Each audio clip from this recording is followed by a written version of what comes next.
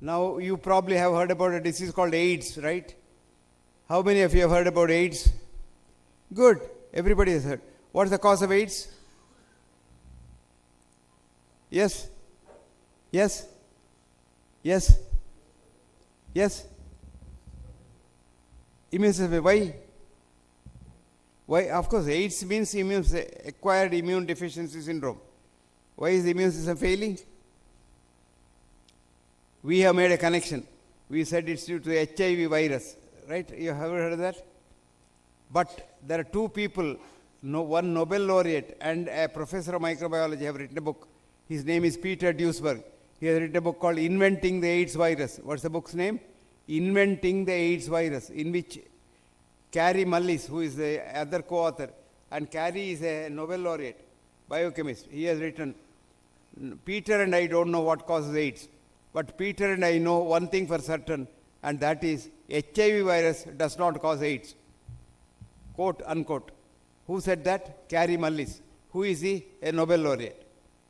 Now, that instead of that, in spite of that, the government and the hospital doctors give you treatment for HIV virus.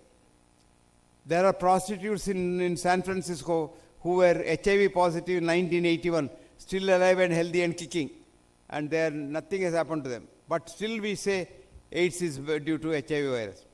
We don't know what AIDS is due to, but we do know one thing. AIDS is due to immune deficiency of various causes. One of the very important causes of immune deficiency is our own drugs. Because we always believe very faithfully, most of you probably. One young man was telling me today, sir, till I saw one of your videos, for every headache, even a small headache, I used to take a crocin tablet. Now I don't do that and my headache is gone. Actually, crocin is one of the most dangerous tablets. I always tell people, there is no pill for every ill. Remember that? There is no pill for every ill, but there is an ill following every pill. And which is true. So there is no pill where there is no ill following it.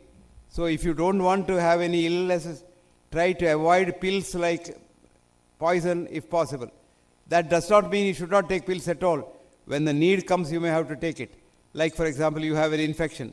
Let's say you are young, you have a pneumonia with a curable pneumonia, and you have an antibiotic which cures it like penicillin. You can't refuse that. So you got to take it when the need comes. But for silly things, taking everything for a medicine, for a pain there is one pill, for constipation there is one pill, for sleep there is one pill, for waking up there is one pill, for eating one pill, for sleeping one pill. No, that's a bad habit. And I have coined a new term called health expectancy. You all know life expectancy. The number of years a newborn child can expect to live. But I have called a new thing, health expectancy. A number of years a newborn child can expect to live without tablets and doctors, which is lowest in America and highest in India. I am seeing patients here, 80-year-old people who have not seen doctors at all in the villages. Whereas in America, nobody beyond 30 does not have less than one tablet a day as a routine. Everybody has tablets, at least some supplements. Whereas in India, people have not seen doctors at all up to 80 years, and they are happy. The next fad that we all have is, if you don't have it, your wife will tell you, go for a checkup. What is this checkup? I don't know. When you are healthy, why checkup? You can't get health in the doctors. You can't get justice in the court. You can't get honor in the police station. You can't go to the police and say, look after me, you honor me. He'll kick you and send you. You go to the court and tell the judge, I want justice. He'll also do the same thing. You go to the doctor and say, give me health. Actually, one of the great scientists said, those who think that doctors and hospitals keep society healthy are fools. Actually, American study showed in the 30s, during depression, health was very bad there. Then health improved. And that contribution of medicine and doctors was 3.1% in that. 88% was due to civil engineers who did the sewerage, cleaning, underwater drainage, toilets, etc. And food. And then education, information. Knowing about diseases, you become wiser. Supposing you are in the dark, you don't know anything, people can take you for a ride.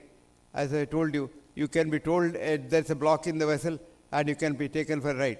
But if you know that a block can be bypassed by nature, and you ask the doctor, show me the collaterals, doctor, he won't show you that first, because if he shows that, his business will go.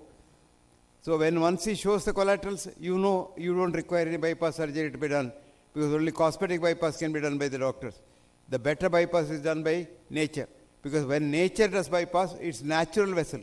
When doctor does bypass, it's artificial vessel, and the artificial vessels clog off very fast. Natural vessels don't clog off; they are very fine. So happiness is the only thing that keeps the immune system going, and happiness is the key to a healthy immune system. And happiness comes by helping others. That's why, corporates also have started this called CSR, Corporate Social Responsibility. Giving, the art of giving. You should learn the art of giving. Art of taking is very easy, but giving is difficult. When you know the art of giving, your health will improve. So the secret to the whole healthy life is a healthy mind. And where is the mind? Never mind.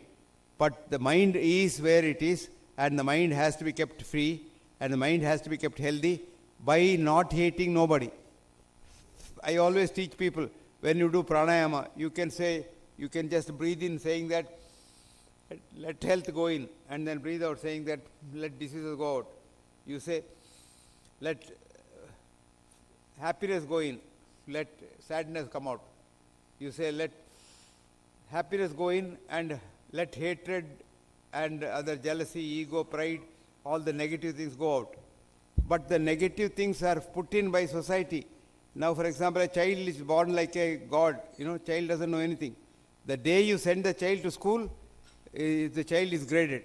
Your first grade, your second grade, your third grade, your first rank, your second rank. Then they compete with others. Competing with others is mediocrity. But competing with oneself is excellence. So tell the child, you improve every day by competing with yourself, not by being first rank in the class. So this first rank business is the one that kills and spoils your mind. So, for example, how corruption comes because of this first rank business only. Supposing an IAS officer, all IAS officers are paid the same. Supposing one IAS officer wants to be richer than the others, he has to be corrupt. So corruption starts by trying to get the first rank. But if you try to get excellent and you want to improve yourself, you become an excellent human being with a wonderful mind, healthy heart, live long, and live disease-free as long as you live. And that's the secret of longevity, secret of good life, secret of health. So you don't have to go in search of health. You don't have to have a doctor at home for health. You have a doctor inside you, which is called your immune system. And that's what is important, very important, which keeps you going.